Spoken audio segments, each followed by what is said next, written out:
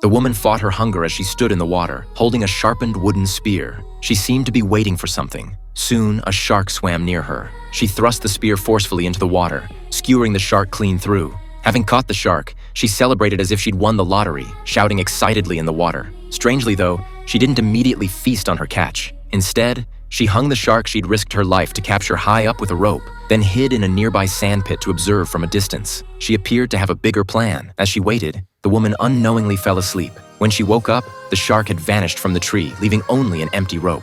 She was immediately terrified, carefully surveying her surroundings, afraid that whatever had eaten the shark might suddenly attack her. The next day, Lisa found what remained of the shark on the beach. Only half of it was left, covered with gruesome wounds. She stood frozen in fear. Near the edge of the forest, she discovered a hollow tree trunk that emitted strange noises. Fighting her fear, she slowly approached, bending down to investigate. Seeing it was just a cute bird, Lisa sighed with relief. At nightfall, she took shelter in the hollow tree she'd found earlier. Suddenly, a strange noise woke her up. As she wondered what it could be, terrifying growls reached her ears. Lisa was extremely frightened and could only shut her eyes tightly, silently praying she wouldn't be discovered. The growling suddenly grew louder again. More frightening still, the fragile tree hollow was being struck and could break apart at any moment. Lisa's body shook uncontrollably with each impact. As the commotion intensified, she began rolling with the tree hollow.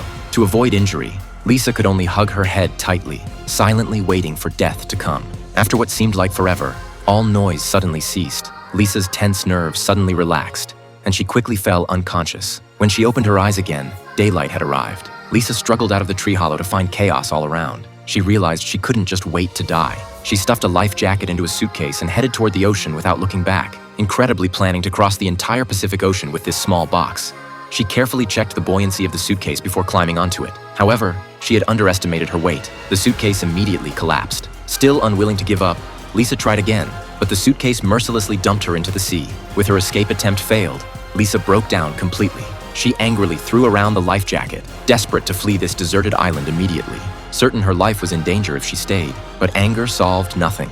After calming down for a while, Lisa dragged a canvas into the forest. She pierced holes in it with wooden sticks, then secured it with rope tied to belts fastened tightly around a tree.